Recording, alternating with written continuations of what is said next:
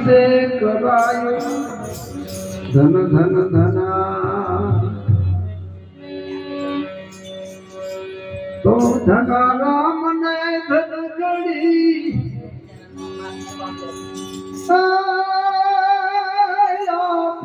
मुने अमर को સુરદાસ બદમાની ગઈ પછી હંસ કરે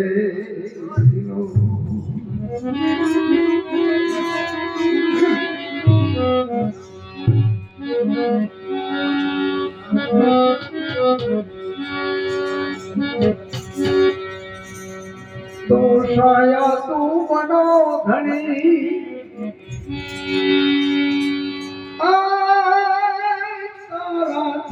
बड़ू नहीं को देना सिर पे हाथ धरो ओ सबथी बड़ा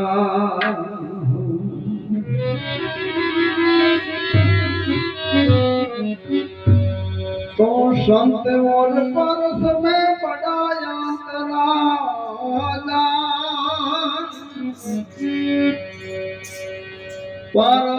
परसुआने कर्जन करे सदगुरु करे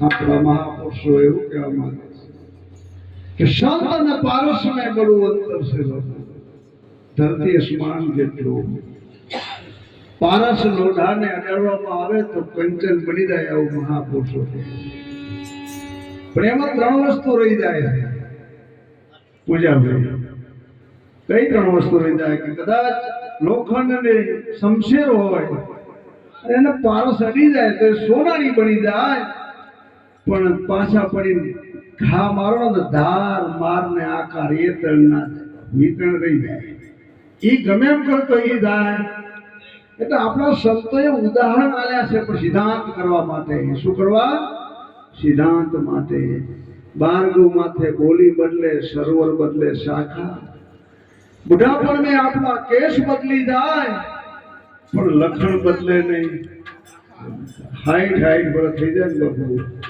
મંજુ ભવન પણ જે લખણ પડી જાય થતા નથી બાપુ એના માટે આપણા સંતોએ આઈકન આવા સત્સંગમાં આપવાનું કીધું છે સત્સંગમાં આવી જાઓ અનાદિકાળથી આપણું મન માથે મળ વિક્ષેપ ને આવરણ થઈ ગયા છે બાપુ કારણ કે આપણે ભજનમાં કાયમ જાય છે શું કામ જાય છે અને આ મહાપુરુષો સંત મેળાવડા રાખે આયોજન કરે અરે કથા બેહાડે પારણ વંચાવે તમને સગવડ જેટલી આપે છે તમને ગાદલા આપે તમને ભૂવા માટે આરામ કરવા માટે જગ્યા આપે અરે તમને જમવાની વ્યવસ્થા કરી આલે જાવા આપવાની વ્યવસ્થા કરી આલે શું આની પાછળ હેતુ હશે શું કામ આટલું બધું માણસો સંતો મહાપુરુષો કરી રહ્યા છે આનું કારણ તો હોય કે કારણ એટલું જ છે બાપુ કે આપણા દેહમાં ત્રણ પ્રકારના મેલ ચલે છે એ મેલ ધોવા માટે આ વસ્તુ કરે છે એમાં બે પ્રકારના મેલ તો આપણા હાથની વાત છે કે આખો દિવસ ધંધા કામ કર્યા હોય અને પછી સાંજે આવો એટલે સ્નાન કરી લો એટલે બાપુ એકદમ આપણને આરામ થઈ જાય આ શરીરનો મેલ તો ઉતરી જાય બેટા પછી કદાચ કાચું કોરું ખાવામાં આવતું હોય તો પેટમાં કોઈ બગાડ થયો હોય તો એ પણ કોઈ ગોરી લઈ લે તો એનું જ બધું કામ પૂરું થઈ જાય ત્રીજો મેલ મનનો છે અનાદિકાળથી આપણા મનમાંથી મળ વિક્ષેપ ને આવરણ જો એક પડર હોત ને તો આપણે ગમે કંઈ ધોઈ નાખે પણ તતણ પડર વળી ગયા છે મળ વિક્ષેપ ને આવરણ હવે આને કદાચ આપણે કાઢવું હોય તો શું કરવું પડે એના માટે આવા સંતો મહાપુરુષે આવા સત્સંગમાં જવાનું કીધું કે સત્સંગ વગર મને સુધરે નહીં ભલે નિગમ પદ મેં જાય સત્સંગ વગર મન સુધરે તેના માટે મહાપુરુષે કીધું છે કે પાણી પાણી કહેવાથી તરસ બુઝાય નહીં પાણી પાણી કહેવાથી જળ કહેતા તૃષ બુઝાય નહીં એ તો પાણી પીવાથી તૃષ બુજી જાય ભોજન ભોજન કહેવાથી ખરા વાતો કરવાથી ભૂખ મટે એવી છે બાપા? એ તો ભોજન કરવાથી ભૂખ મટી જાય. હોમણ અગ્નિ લખો કોરા કાગરે અને જઈ રૂમે પેટાવો હરકે કોઈ દિવસ અને હાચી કણી અડી જાય તો સેકન્ડ વાર એનું પૂરું કરી નાખે બાપ. એટલે મહાપુરુષો કહે છે કે આના માટે આપણે સત્સંગની જરૂર છે. સત્સંગ મના સત્કર્મ કેસા, સત્કર્મ મના અનુભવ કેસા. અનુભવ ના કશો જ્ઞાન ના થાય, જ્ઞાન વિના મહાપુરુષ પરમાત્મા શું છે નક્કી નહીં થાય. એના માટે સત્સંગને કીધું. બીજ બિન મૂલ, મૂલ બિન ડાલી, ડાલી બિન ફલ, ફૂલ કેસા. કવના હોતા જલ બિન દરિયા, દરિયા વિના મોતી કેસા. ભક્તિ રૂપી બીજ આપણે વાયુ નથી અને આપણે ગુરુ મહારાજના શરણોમાં જતા રહીએ. સદગુરુ આપણને ધન આપે, લક્ષ્મી આપે, દોલત આપે, આપણને છોકરા આપી દે, આપણા મકાન મોટા થઈ જાય. આવું સદગુરુ ના આપે. સદગુરુ તો તમારું જીવન પર્યાવરણ કરી દે અને જીવન તમારું ચોખ્ખું થઈ જાય. લાખો જીવન તમારું એકદમ આનંદમય થઈ જાય બાપ. માંથી ખુશબુ છૂટે, હજાર ગૌમાંથી તમારા શ્વાસ જાતી હોય, આને જીવન બનાવી દે બાબુ. એટલે આપણા બાબા સાહેબે બહુ મસ્ત વાત કરી છે કે બાબા જીવનની અંદર જો કદાચ શિક્ષણ હશે ને, શિક્ષણ એક દીવો છે, અજવાળું છે. શિક્ષણની ખૂબ જરૂર છે. બાબા સાહેબે આપણને શિક્ષણ આપ્યું એટલે આપણે આટલે પહોંચે છે. ને કદાચ આપણું આવે શું? અને શિક્ષણ ના હોય ને તો જીવનમાં અંધારું છે બાપુ. એટલે આપણા સંતો કે શિક્ષણની જરૂર છે અને સંસ્કારની જરૂર છે. સંપત્તિ કદાચ તમારા નહીં હોય ને તો એનો કોઈ વાંધો નથી, પણ સંસ્કાર ને શિક્ષણ જો ઘરમાં પડ્યું છે ને બાપુ તો ગમે ત્યાંથી અઢળક ધન આવી જશે તમારી. પણ જેના ઘરમાં સંસ્કાર નથી, જેના ઘરમાં શિક્ષણ નથી, તો પછી છોકરા એવા પાકી જાય ને બાપુ પાછળ પૂરું કરી નાખે તમારું. આ આપણા મહાપુરુષો છે. સંસ્કાર આવી જાય પછી જો જીવનમાં સારું જીવવું હોય આપણે તો આપણે જે કંઈ 4 પ્રકારનું અભિયાન ચલાવી રહ્યા છીએ ને એ આ વાત હું કરું છું કે જીવનમાં સારું જીવવું હોય તો આહારનો સુધારો આપણે થવો જોઈએ. કારણ કે આહારનો સુધારો થાય તો જ બરોબર છે. જેવું ખાય અન્ન એવું બને છે આપણું મન, જેવું પીએ છીએ પાણી એવું બોલાય છે આપણી વાણી. એટલે આપણા સંતો કહે છે કે મનુષ્ય બન્યો માનવી વસ્તુ થયો નહીં 4. એ મૂર્ખ, મનુષ્ય બન્યો તો માનવી વસ્તુ થયો નહીં 4. કે કઈ 4 વસ્તુ? કે દારૂ, ચોરી, જામીનદારી, પરનારી છે પ્યાર. ભલા માણસ આટલું તારથી નથી છૂટતું અને કદાચ ના છૂટે તો કે શું થાય? એનું ફળ શું? તો કર્મનું ફળ તો હોય જ ને. તો કે એનું ફળ આવ્યું ને કે કયું? દારૂ પીવે ને દુઃખ ઉપજે. બીજાને શું? તમે જો હું તો ઘણા ઠેકાણે જઉં છું બાર સત્સંગમાં 25 વર્ષની દીકરીઓ બાપડી રંડાપા કાઢીને સાચે પબી બાળક લઈ અને જીવન વિતાવે. શું કામ? દારૂમાં ફેફસા ખલાસ થઈ ગયા. દારૂ પીવે ને દુઃખ ઉપજે. ચોરી ખવડાવે માર. ચોરી કે બીજું ના આપે તમને. જામીન ગરું વેચાવે ઘર ખોરડું. કદાચ જામીન થયા હોય ને મોર થાય મરવાનું, જામીન થાય ભરવાની તાકાત હોય તો કોઈનો જામીન થવાય ને ના જામીન થવાય તો શું ભાઈ. અને શીશ કપાવેલી પરનાર બીજી નારી હારા મોહબ્બત ને જેટલા તમે દાખલા તો લ્યો. એટલે આપણા સંતોએ પંચશીલનું પાલન કરવાનું એટલે કીધું. અને આ સંતોએ બધા નિચોડ કાઢી અરે ખેંચી અને પછી આ 5 શીલ માથે સિક્કા મારી દીધા. પંચશીલનું પાલન. શીલવંતા સાધુને વારે વારે નમીએ પાનબાઈ બદલાય નહીં વર્તમાન. પંચશીલ એટલે દારૂ, ચોરી, જારી, માંસ ને જુગાર. આને પંચશીલ કહેવામાં આવે છે. એટલે દારૂ પીવે ને તો દુઃખ ઉપજે, ચોરી ખવડાવે માર, જામીન કરું વેચાવે ઘર ખોરડું, શીશ કપાવેલી પરનાર. હવેથી આગળ સંસ્કારને શિક્ષણની આપણે જરૂર છે. શિક્ષણ અને સંસ્કાર આવ્યા પછી હજુ આગળ થોડું સારું વધારે જીવવું હોય તો અંધશ્રદ્ધામાંથી મુક્ત બની જાવ બાપુ. દોરા, ધાગા, નેરણી, સિગોતર આમાંથી બાપુ છૂટા પડી જાઓ. જો એમને ચોંટી રહ્યા ને તો એવડા એમની આગળ એવી દવા છે ને, બાપ બેટા વચ્ચે વિરોધ કરાવી નાખે, બે ભૈયા વચ્ચે વિરોધ કરી નાખે, પતિ પત્ની વચ્ચે વિરોધ કરી નાખે, જેટલા એમાં ઝેરના દાખલા તમે જોઈ લો. એટલે એમાંથી બાપુ મુક્ત બનજો બેટા, અમારી દીકરીઓ બહેનો. કારણ કે આ જે અંધશ્રદ્ધા છે ને, એ છેલ્લી ક્વોલિટીની વાત છે. અને એ કઈ છે જ નહીં. એમની સાથે ઠોકીને કહીએ છીએ કે તમે અમારા જોડે આવો, અને આમે જો સાચું હોય તો અમે તમારા ગુલામ થઈ જાય. તદ્દન ખોટું છે. હા, કોઈ સાચું નથી, પણ કોઈ પકડી રહ્યા છે માણસો. એટલે આના માટે બહુ મજબૂતી લાવવાની જરૂર છે બાપુ. એટલે આગળ કીધું મહાપુરુષોએ, बीज बिन मूल मूल बिन डाली डाली बिन फल फूल कैसा कबना होता जल बिन दरिया दरिया बिना मोती कैसा. ભક્તિ રૂપી બીજ વાયુ નથી, વાયા વગર આપણે ફળ ફૂલની આશા કરીએ. કૃષ્ણ ભગવાને ગીતામાં મસ્ત વાત કરી કે કૃષ્ણ અર્જુનને કહે છે કે હે બેટા, ફળની આશા તું છોડી દે ને, કે ત્યારે કર્મ કરેલા છે. કર્મ રહ્યું જ તમારું ફળ છે. બાવરીઓ વાવો તો અહીંયા આંબો ના ઉગે બાપુ, એ બાવરિયાના પડ્યા આવે, અને આંબો વાવો અહીંયા બીજું ના થાય. એટલે કર્મ રહ્યું જ આપણું ફળ છે. આપણે મને કેસા સામને વાલા જૈસા તમે પ્રયોગ કરજો. ગમે ત્યાં એને જાવ આડો માર્ગે હમો આવે માણસ, એને ખાલી જય ગુરુ મહારાજ કહેજો, કે એને બોલવું પડશે જય ગુરુ મહારાજ. એને વારદીને બે હાથ જોડી કહેજો કે ગમે હશે તો એ તમારી એમાં બે હાથ જોડશે. આ જેટલી તાકાત છે તમારા અંદર, અહીં ભૂ થાય ને હમાને ચોટી પડે. એટલે આપણા મહાપુરુષો કહે છે કે સંત પુરુષો મિલના દુર્લભ, એથી દુર્લભ માનવ કાયા.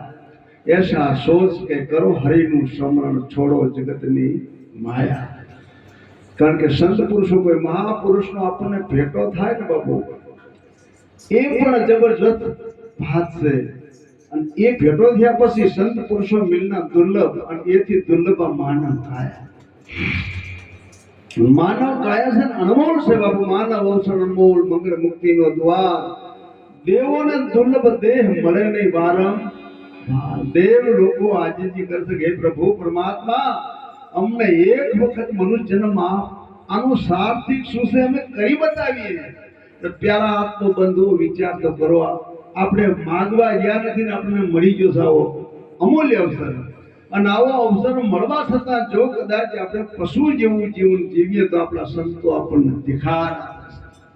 પશુ જેવું જીવન એટલે ઘણા માણસો કંઈક આડું આડું બોલતા કહે છે ને, એટલે આ માણસ થાવ ને ભાઈ. માણસ નથી આપણે, માણસ તો છીએ જ, પણ સંતો સમજીને બોલ્યા છે માણસ નથી એટલે કહે છે આપણને. તો કે માનવ કોને કહેવા? માનવી અને માનવ આ શબ્દની સીધી જુઓ તમે. માનવી કોને કહેવા, માનવ કોને કહેવા? અનાદિકાળથી આપણે માં નવી નવી કરતા આવ્યા છીએ, એને કહેવાય માં નવી.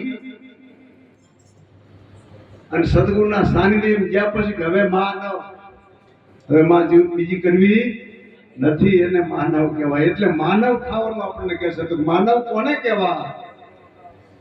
કે સત્ય ધર્મનું પાલન કરતા હોય, નીતિનું આચરણ કરતા હોય, એને માનવ કહેવામાં આવે. એ સિવાયના માનવ હોવા છતાં તમામ પશુ સમાન. આહાર, નિંદ્રા, મૈથુન અને ભય, દૈહિક વિષયો આનંદમાં મસ્તીમાં મોજ આપણે કરતા હોય તેને માનવ ના કહેવાય બાપુ. એવું તો આવડા પશુ કરે છે. પશુ આહાર નથી ખાતા, પશુ એ મસ્તીથી નિંદ્રા નથી લેતા, અરે પશુ બાળ બચ્ચા નથી પ્રગટ કરતા, અને ભેમે જીવે છે. 4 પ્રકારનું જીવન જો આપણે જીવીએ તો આપણા સંતો આપણને દેખાડ આપે છે. એટલે આપણા મહાપુરુષો કહે છે કે એની આગળ આપણે પરમાત્માએ મન આપ્યું છે, આપણને બુદ્ધિ આપી છે, ચિત્ત આપ્યું છે, અહંકાર આપ્યો છે. આના વડે સત્વ મળે બ્રીક માથે પગ રાખવાની આપણને શક્તિ આપી. આપણો પગ થોડોક તરાહો જાય ને તો ખબર પડે આપણને કે હું અરવું પગલું ભરું છું. આ આપણને ખબર પડે બાબુ. એ સદગુરુના સાનિધ્યમાં જેને ખબર હોય, બીજા નહીં. બીજા તો ગમે મારું જાતું હોય તો ઉપરથી હેડ્યા. હા, એટલે કીધું કે માનવ હીરો હાથ છે, ગુરુ ચરણ में જાતું झट. આ બાજી તારી બગડી જાશે, વેંખી જાશે વટ. આયુષ તો ચાલે છે ત્યાં સુધી તો કોઈ મહાપુરુષના શરણમાં જા, સતનામને જાણી આ મોજને તું માણી. માનવ મણી મળ્યા થકી નિર્ધનતા ન જાય. ફેર અવસરને આપતા કોટી યુગ વહી જાય. નિર્ધનતા એટલે ધન દોલતનો મહાપુરુષો નથી કીધું, પણ માણસ નથી અજ્ઞાનતા. જ્યાં સુધી અજ્ઞાનતા ના જાય ત્યાં સત્ય વસ્તુની પ્રાપ્તિ પ્રગટ ન થાય બાબુ. એટલે નિર્ધનતા એટલે અજ્ઞાનતા થાય અને ત્યાં સુધી જીવન બધું આપણું વ્યર્થ જાય છે બાબુ. એટલે કીધું છે, હે માનવ કેવું માનજો, મહાપુરુષના શબ્દોની માથે વિચાર કરજો. માનવ કેવું માનજો, ઓળખી લેજો તમે આ. પછી જોખો મટી જશે, જમણા કેરો મટી જશે, ત્રિવેદીના તાપ. વ્યાધિ વ્યાધિ ઉપાધિ આ ત્રિવેદીના તાપ બાપુ જગત બાપુ ભડકે જઈ રહ્યું છે. તો કોઈ મહાપુરુષના શાંતિ એમ જાવ ને પછી શાંતિ મળી જાય છે. માનવ મૂળ વિચારીને રાખી ગુરુ વચન માથે ગરજ. દાસ બળદેવ કે દુનિયા ડૂબી ભરી ભરીને કરજ માથે કરજનો પાર્યો નથી પાપ કરવાનો બાપુ. એટલે અમારે રમેશભાઈ શું નામ, હિતેશભાઈ ને એક ફરમાશ કરી નકામાં તો બીજા જ માર્કે જવાનું, પણ એમને એવું કહેવાનું હતું કે ઓલા કબીર સાહેબ ને કમાલનું એક વાણી આપણે બોલીએ છીએ એ વાણી કે અમારે આપણને સાહેબ કબીરની. એટલે કહેવાનો ભાવ કે કબીર સાહેબના શિષ્ય કમાલ થઈ ગયા. અને એ કમાલ એવું કહેવાય કે 5 ટાઈમ મુસલમાન હતા, 5 ટાઈમ નમાજ પડતા, નેકી ટેકી પરિપૂર્ણ રાખતા, રોજા રહેતા, કજા કરતા. આટલું બધું નેકી ટેકી વાળો પુરુષ. અને એક દિવસ સાહેબ કબીરનો ભેટો થાય છે.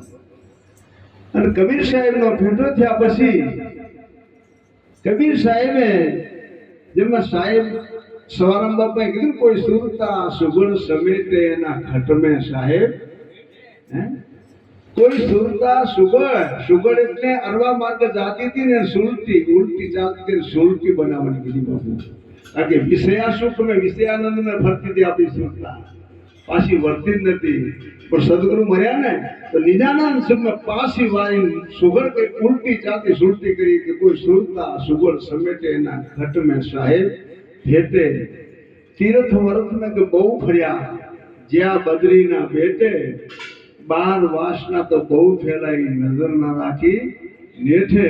એટલે જે ઉલટી હતી અને સુરતી કરવાની કીધી એમાં સાહેબ કબીર સાહેબનો ભેટો થયો. એટલે એમને જે બહાર હતું બધું ભીતર બતાવી દીધું. અને ભીતર બતાવ્યા પછી આ કમાલને ખબર પડી, જ્ઞાન પ્રગટ થયું. પછી કે હવે મારે નમાજે શું કામ પડ્યું છે, રોજાએ શું કામ રહેવાનું, ભૂખે શું કામ મરવું છે, આવું એને નક્કી થઈ ગયું બાપુ. એટલે આને નમાજ પડવાનું બંધ કર્યું. નમાજ પડવાનું બંધ કર્યું એટલે એમના મૌલાના, એમના નબી પૈગંબરો, હજુ મુસલમાનમાં એટલી બધી તાકાત છે. એક માણસ આગો પાછો થઈ જાય ને તો એને 5 જણા આવીને સીધા માર્ગે લઈ જાય. અને આપણામાં એવી તાકાત છે કે એક માણસ જો ભક્તિના માર્ગે ચાલતો હોય તો 5 જણા ભેગા થઈને એને ફેરવી નાખે. અને તમે જો સવારામ બાપાની સદારામ બાપા થઈ ગયા ને, સદારામ બાપાની મને બહુ વાત ગમે છે. ખરેખર આપણા ભક્તોને શું આપી એકતા કે જેમ બાપુ. અરે કે આપણા ભક્તોમાં એક ભગત થયો હોય ને તો બાપડાને 12 મહિના થતા જો લેવા દે બરોબર ને કે એમ પાછો વાળી જાય. અને દારૂડિયાને એક દારૂડિયો બન્યો ને હારો તો 12 મહિના થતા 5-10 ભાઈબંધ થઈ જાય. વગર પોતે એને બધું મળી રહે. જેટલી શાખા એને અજાણા ગામમાં જાય ને તો એને ગોતું ના પડે. હા, એને આવી એકતા એની. એટલે આપણા મહાપુરુષો આને સદગુરુ મળ્યા. અને એને સદગુરુ મળ્યાના પારખા તમે જુઓ. એટલે ઓલા એમના મૌલાના નબી પૈગંબરો 5-25 માણસો આયા. ક્યાં આયા? કમાલના ઘરે. અરે કમાલ, આજ તો 15 દિવસ મહિનો થવા આવ્યો, તું નમાજ પડવા કેમ આવતો નથી? તારે શું કોઈ તકલીફ છે? શરીર બગડ્યું છે? કે ના બાપુ શરીર તો બરોબર છે. કે તારે કેમ નમાજ પડવા આવતો નથી? કે બાપુ નમાજ પડવાની હવે મારે કઈ જરૂર કે કેમ? નમાજ તો પડવી પડે ને. કે બાપુ પણ મને તો સદગુરુ